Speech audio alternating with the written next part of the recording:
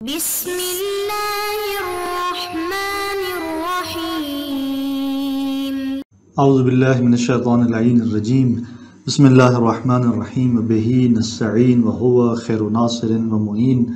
الحمدللہ رب العالمین وصلی اللہ علی محمد وآلہ الطیبین الطاہرین المعصومین۔ ہماری گفتگو کتاب المقاصد کے دوسرے حصے کتاب البیع کے مباحث میں جاری ہے، اور آج کے اس درس کا عنوان متعاقدین کے مالک یا معزون ہونے کی شرط کا بیان ہے، اور پھر فضولی کا معنی اور مفہوم۔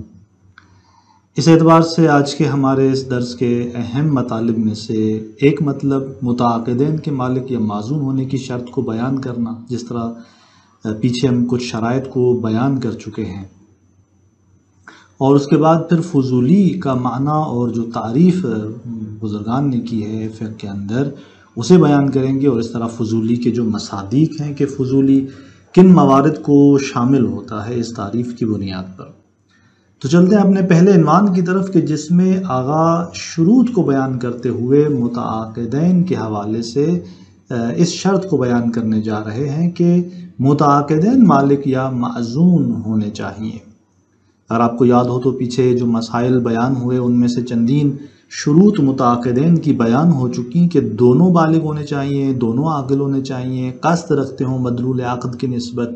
دونوں مالک کو متعین کرتے ہوں، مختار ہوں، اور اگر مثلا عبد ہے تو اس کو مالک کی یعنی اپنے مولا کی اجازت ہو، یعنی حریت شرط ہے۔ اور اسی طرح انہی شروط کے تناظر میں آج جس شرط کو آگے بیان کرنے جا رہے ہیں وہ یہی ہے کہ متعاقدین یا مالک ہوں یا ان کو مالک کی جانب سے اذن حاصل ہو۔ لہذا فرماتے ہیں کہ ایک مسئلہ ان مسائل کے بعد ومن شروط المتعاقدین، وہ یہ کہ متعاقدین کے شروط میں سے ایک شرط یہ ہے کہ ان یکونا مالکین، وہ دونوں متعاقد مالک ہونے چاہیے، یعنی موجب اور وہ قابل خود دونوں اصلی مالک ہیں، اور مثلا مالک جو ہے موجب اپنا گھر بیچ رہا ہے اور دوسرا بھی مالک کے اصلی اپنے پیسوں کا ہے، سمن کا ہے، اور وہ خرید رہا ہے، یہ دونوں معزون ہوں مالک کی جانب سے یا شارع کی جانب سے، یعنی وہ جو معزون ہوگا اس کو مالک اصلی کی طرف سے اذن حاصل ہے، جیسے مثلا وکالت کے موارد ہے، یہ شارع کی جانب سے وہ جو ہے معزون ہوں، جیسے مثال ولایت کے موارد ہیں کہ والد کو اور دادا کو جد کو جو ہے جو پدری جد ہوتا ہے ان کو ولایت حاصل ہوتی ہے، اور اس طریقے سے ان کو اذن حاصل ہوتا ہے کہ وہ جن پر ان کو ولایت حاصل ہے، سرپرستی حاصل ہے، ان کے مال کے حوالے سے وہ بیع و شراء انجام دیں۔ تو پس معزون ہونا چاہیے اس متعاقدین کو، یا مالک ہے یا معزون ہے، معزون پھر وہ مالک کی جانب سے ہیں یا شارع مقدس کی جانب سے ہیں۔ اب جب یہ بات ہمارے لیے روشن ہو گئی تو اسی پہ ایک بات متفرع ہوتی ہے، ایک نتیجہ سامنے آتا ہے کہ فعقد الفضولی لا یصح، عقد فضولی جو ہے وہ صحیح نہیں ہے۔ فضولی یعنی وہ کہ نہ تو مالک اصلی ہے نہ اسے مالک کی جانب سے اجازت ہے، بغیر اجازت کے وہ عقد انجام دیتا ہے، فضولی طور پر کسی اور کی چیز بیچ رہا ہوتا ہے۔ لا یصح، بس عقد فضولی درست نہیں ہے۔ لا یصح سے کیا مراد ہے؟ یعنی باطل ہے؟ نہیں، بلکہ فرماتے ہیں کہ اے لا یترتب علیہ ما یترتب علی عقد غیرہ من اللزوم، یعنی اس پر مترتب نہیں ہوتی وہ چیز کہ جو مترتب ہوتی ہے اس کے علاوہ دوسرے کے عقد پر، یعنی جو مالک ہوتا ہے جو معزون ہوتا ہے اس کے عقد پر جو چیز مترتب ہوتی ہے وہ عقد فضولی پر مترتب نہیں ہوتی۔ وہ کیا چیز ہے؟ ما کا بیان من اللزوم، یعنی لزوم مترتب، عقد لازم نہیں ہوتا، عقد جو ہے وہ اس پر لزوم مترتب نہیں ہوتا۔ تو بس یہاں پر واضح ہوا کہ جب آقا نے کہا کہ صحیح نہیں ہے تو اس صحت کا مطلب یہ ہے کہ آثار اس عقد یعنی وہ لزوم اس پر مترتب ہونے والا نہیں ہے۔ پھر فرماتے ہیں کہ وَهَذَا مُرَادُ مَنْ جَعَلَ الْمِلْكَ وَمَا فِي حُكْمِهِ شَرْطًا، یہ مقصود ہے، مراد ہے ہر اس شخص کی کہ جو ملکیت یا وہ چیز جو حکم ملکیت میں ہو اسے شرط قرار دیتے ہیں، اور اس بنیاد پر ان کی جو مد نظر ہوتی ہے مراد مقصود وہ یہی ہے۔ اب آپ فرماتے ہیں کہ ثم فرع علیہ ان بیع الفضولی موقوف علی الاجازہ کما فی القواعد، پھر متفرع جانا ہے اس پر، علامہ نے قواعد کے اندر متفرع جانا ہے اس پر اس مطلب کو کہ بیع فضولی موقوف ہے کس پر؟ اجازے پہ، کما فی القواعد، جیسے کہ قواعد کے اندر ہے. چونکہ ہم نے کہا کہ متعاقدین کو مالک ہونا چاہیے، معزون ہونا چاہیے. فضولی چونکہ مالک نہیں ہے، معزون من المالک نہیں ہے، لہٰذا اس کا عقد درست نہیں ہے، یعنی اس پر اثر لزوم مترتب ہونے والا نہیں ہے. اب اس کا عقد یعنی یہ جو بیع وہ انجام دیتا ہے، یہ موقوف ہو جاتی ہے کس پر؟ اجازے پر. یہ مطلب متفرع کرنے کے بعد یہاں پہ جامع المقاصد اعتراض فرماتے ہیں علامہ پر. فَاعْتِرَاضُ جامع المقاصد علیہ بِأَنَّ التَّفْرِیع فِی غیر محلہ. صاحب جامع المقاصد محقق کرکی ان کا اعتراض اس پر اس طرح سے ہے کہ یہ جو تفریع ہے یعنی بیع فضولی موقوف اجازے پر، یہ جو بات متفرع کی انہوں نے علامہ نے قواعد کے اندر مذکورہ سابقہ اس شرط کی بنیاد پر، یہ تفریع فی غیر محلہ ہی، ان کا اعتراض کہ یہ تفریع کیا ہے؟ غیر محل ہے، اپنی جگہ پہ نہیں ہے، فی محل نہیں ہے، بے جا ہے. تو چونکہ آپ نے کہا کہ لا یصح، عقد فضولی درست نہیں ہے، جب درست نہیں ہے تو پھر کس طرح آپ اس کو موقوف جان رہے ہیں اجازے پہ؟ آپ فرماتے ہیں کہ فاعتراض جامع المقاصد علیہ، یہ جامع المقاصد کا اعتراض اس مطلب پر جو علامہ نے قواعد کے اندر بیان کیا اور یہ جو تفریع بیان کی، فرماتے ہیں کہ لعلہ فی غیر محلہ. شیخ انصاری فرماتے ہیں کہ ان کا یہ اعتراض شاید جو ہے یہ اپنی جگہ پہ نہیں ہے، محل میں نہیں ہے، بے جا ہے، یعنی خود جامع المقاصد کا اعتراض جو ہے وہ یہاں پر وارد نہیں ہے علامہ کی اس بات پر. کیونکہ جب کہا کہ مالک یا معزون شرط ہے تو یہ شرط کس چیز کی تھی؟ شرط صحت عقد تھی. یعنی اس صورت میں جب شرط صحت ہے تو عقد فضولی صحیح نہیں ہے. اور یعنی یہ جو ہم نے کہا کہ مالک جو ہے وہ متعاقدین مالک ہونے چاہیے یا معزوم المالک، یہ شرط صحت جب آپ اس کو جانتے ہیں تو اس صورت میں یہاں پر کہا جاتا ہے کہ ظاہر جب شرط صحت ہے تو پھر بطلان آنا چاہیے. اس عنوان سے صاحب جامع المقاصد اعتراض کر رہے تھے. آپ فرماتے ہیں کہ ان کا اعتراض فی غیر محل ہے. کیوں فی غیر محل ہے؟ اس لیے کہ خود یہ جو عدم صحت اس کا معنی روشن کر دیا اوپر کہ عدم صحت کا مطلب عدم لزوم ہے، یعنی صحیح نہیں ہے، یعنی لازم نہیں ہے. بس مالک ہونا شرط صحت نہیں بلکہ شرط لزوم ہے در واقع. تو اس طرح جب اس طرح سے ہے تو فضولی کا عقد جو ہے وہ قطعاً کیا ہو جاتا ہے؟ موقوف ہو جاتا ہے. اس کے بعد شیخ انصاری رحمۃ اللہ علیہ فرماتے ہیں کہ وکئی فکان کچھ بھی ہو، آپ اس اعتراض کو فی محل جانیں یا فی غیر محل ہی جانیں، یہاں پر فالمہم التعرض لمسألۃ عقد الفضولی التي هي من اہم المسائل. یہاں پر جو سب سے اہم بات ہے وہ کیا ہے؟ وہ بحث کرنا مسئلہ عقد فضولی سے کہ جو اہم ترین مسائل میں سے ایک مسئلہ ہے، بحث ہم نے اس سے کرنی ہے. بس شرط یہ تھی کہ مالک ہونے چاہیے یا معزون من المالک و شارع ہونے چاہیے. اس حوالے سے جو بحث یہاں پر وجود پاتی ہے وہ عقد فضولی کی بحث وجود پاتی ہے کہ جو اہم ترین مباحث فقہی میں سے ہے. لہٰذا اس کے بعد آغا شیخ انصاری رحمۃ اللہ علیہ فرماتے ہیں کہ فنقول، اب اس کے بعد وارد ہوتے ہیں فضولی کی بحث میں تعریف کے حوالے سے اور اس کا معنی اور اس کے مصادیق بیان کریں گے.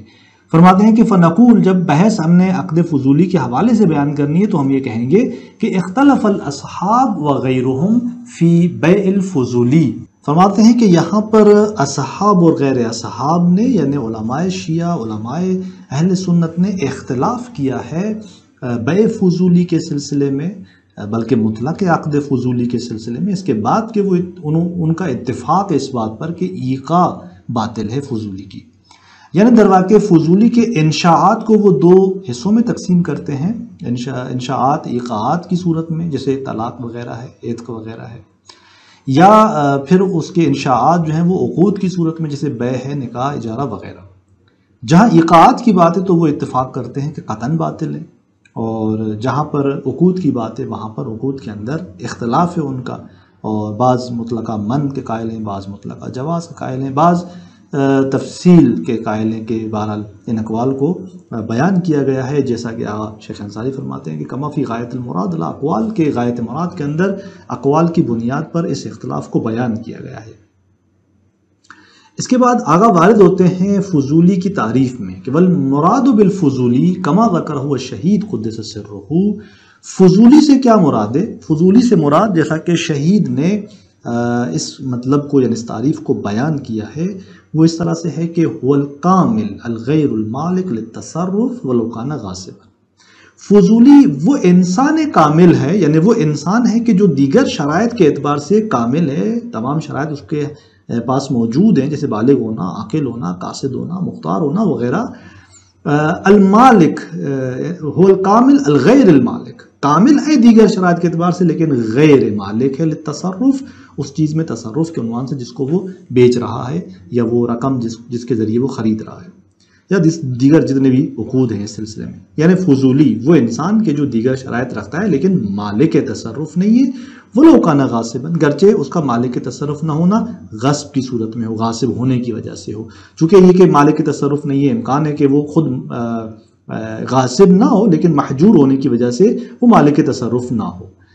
عین کا مالک ہے لیکن تصرف کا مالک نہیں ہے، یا وہ مالک تصرف نہیں ہے اس اعتبار سے کہ وہ غاصب ہے۔ یہ ولو کان غاصباً کہہ رہے ہیں اس لیے کہ چونکہ علامہ کے برخلاف وہ غاصب کو فضولی کے مقابلے میں لاتے ہیں، اس کو فضولی کے باب میں نہیں لاتے، ولو کان غاصباً تبھی کہہ رہے ہیں۔ یہ فضولی کی تعریف ہے۔ پھر فرماتے ہیں کہ وفی کلام بعض العامہ، بعض اہل سنت کے کلام میں یہ بات ذکر ہوئی ہے اس کی تعریف میں کہ انہ العاقد بلا اذن من یحتاج الاذن، فضولی وہ عاقد ہے جو اجازت نہیں رکھتا اس شخص کی، اذن اس کو اس شخص کا حاصل نہیں ہے کہ جس کے اذن کا وہ محتاج ہے، یعنی جس کے اذن کا وہ محتاج ہے اس کا اذن اسے حاصل نہیں ہوتا، بغیر اذن مالک کے وہ عقد انجام دیتا ہے۔ بہرحال نتیجے میں یہ بات وہی پلٹتی ہے، اسی بات کا جو ہم نے بیان کیا۔ وقد یوصف بہ نفس العقد، اور کبھی جو ہے وہ توصیف کی جاتی ہے اسی فضولی کے عنوان سے خود عقد کو، یعنی العقد الفضولی یوں کہا جاتا ہے، خود عقد کو فضولی جانا جاتا ہے۔ ولعلہ تسامح، آپ فرماتے ہیں کہ شاید یہ جو ہے تسامح کے باب سے ہے، درواقع فضولی صفت کس کی ہے؟ وہ یعنی خود اس شخص کی ہے، شخص درواقع فضولی ہے۔ یہ مطلب بیان کرنے کے بعد جب فضولی کی تعریف واضح ہوئی تو مصادیق کی طرف آتے ہیں، آگاہ فرماتے ہیں کہ وکیف کان، کہ آپ جو ہے وہ اس کو عنوان فضولی عنوان عقد قرار دیں یا صفت بائع خود یعنی وہ عاقد قرار دیں، کیف کان جو بھی ہے۔ بہرحال یہ جو فضولی کا ہم نے پیچھے تعریف ہم نے بیان کی، فیشمل العقد الصادر من الباکرۃ الرشیدۃ بدون اذن الولی، فرماتے ہیں کہ یہ شامل ہے اس عقد کو کہ جو صادر ہو باکرہ رشیدہ سے، یعنی وہ خاتون کہ جو باکرہ ہے، رشیدہ ہے اور ولی کی اجازت کے بغیر عقد صادر کر رہی ہے اپنے لیے نکاح وغیرہ کا، تو یہ عقد جو اس سے صادر ہو رہا ہے یہ فضولی اس کو شامل ہو جاتا ہے، اور یعنی یک عقد فضولی قرار پائے گا۔ ومن المالک، اسی طرح اس مالک سے عقد صادر ہو کہ اذا لم یملک تصرف، کہ جو تصرف کا مالک نہیں، تصرف نہیں کر سکتا، لتعلق حق الغیر بالمال، چونکہ دوسرے کا حق اس کے مال کی نسبت تعلق پا چکا ہے، مثلا صفی ہے یہ شخص یا راہن ہے اس نے اپنا مال گروی رکھا ہے تو یہاں پر مرتہن کا حق اس کے ساتھ تعلق پا چکا ہے، اور مثلا جو ہے وہ جو قرض دار ہیں جنہوں نے اس کو قرض دیا ہوا ہے ان کا حق مثلا اس کے مال کی نسبت تعلق پا چکا ہے، تو اس طرح سے عقد صادر ہو رہا ہے ایسے شخص سے کہ جو مالک کے تصرف نہیں ہے، فضولی اس کو شامل ہے۔ کما یؤمع الیہ استدلالہم لفساد الفضولی، جیسا کہ وہ عقد جو کہ باکرہ رشیدہ سے بغیر اذن ولی کے صادر ہوا یہ فضولی ہے، جیسا کہ اسی مطلب کی طرف جو ہے کہ اس کو فضولی شامل ہے، اشارہ کرتی ہے یہ بات کہ استدلالہم یعنی ان فقہا کا استدلال فضولی کے فساد میں، جہاں پر وہ استدلال کرتے ہیں فضولی کو باطل کرنے کے لیے بما دل، ان روایات سے کہ جو دلالت کر رہی ہوتی ہیں اس بات پر کہ نکاح جائز نہیں ہے باکرہ کا اپنے ولی کی اجازت کے بغیر، وہ جو روایات بیان کر رہے ہوتے ہیں وہ اس فضولی کے فساد میں ان روایات سے استدلال کر رہے ہوتے ہیں، جس کا مطلب یہ ہے کہ یعنی وہ اس نکاح باکرہ کو جو ولی کی اجازت کے بغیر صادر ہوا ہے اس کو فضولی کے باب میں لاتے ہیں، اور پھر اس فضولی کے فساد پر ان روایات سے ان کی دلالت سے استدلال کر رہے ہوتے ہیں۔ وحینئذ اور اس صورت میں کہ جب فضولی شامل ہے ایسے عقد کو جو مالک سے صادر ہو جو کہ مالک تصرف نہیں ہے، اس صورت میں فیشملو یعنی دوسرے اس مورد میں یہ شامل ہو جائے گا فضولی پھر بیع راہن کو، صفی کو، ونحوہما، وبیع العبد بدون اذن السید یا سید کی اجازت کے بغیر جو عبد بیع انجام دیتا ہے اسے یہ جو ہے شامل ہو جاتا ہے۔ بہرحال یہ مصادیق ہیں اس فضولی کے۔ پھر آگے فرماتے ہیں کہ وَكَيْفَ كَانَ فَالظَّاهِرُ شُمُولُهُ لِمَا إِذَا تَحَقَّقَ رِضَى الْمَالِكِ لِلتَّصَرُّفِ بَاطِنًا، یہ ظاہر یہ ہے کہ یہ فضولی عنوان شامل ہے اس چیز کو بھی جب مالک کی رضایت متحقق ہو باطنی طور پر تصرف کے حوالے سے، اور فرماتے ہیں کہ وطیب و نفس بالعقد یعنی اس کی باطنی رضایت عقد کی نسبت ہو من دون حصول اذن منہ صریحا او فحوا، جبکہ اس کی جانب سے صریح اذن یا بطور مفہومی جو ہے وہ اذن حاصل نہیں ہے۔ اس صورت میں بھی آگا فرماتے ہیں کہ فضولی کا عنوان یہاں شامل ہے، ایسا عقد جو صادر ہے کسی شخص سے کہ جس کو یعنی وہ شخص جو ہے مالک تصرف نہیں ہے، مالک نہیں ہے، فضولی ہے، اور مالک اصلی کی جانب سے رضایت باطنی اس کے اس عقد کی نسبت اس کے لیے حاصل ہے۔ اس صورت میں یہ عقد جو ہے وہ کیا بنتا ہے؟ فضولی بنتا ہے کہ جہاں صریح اذن حاصل نہیں ہے۔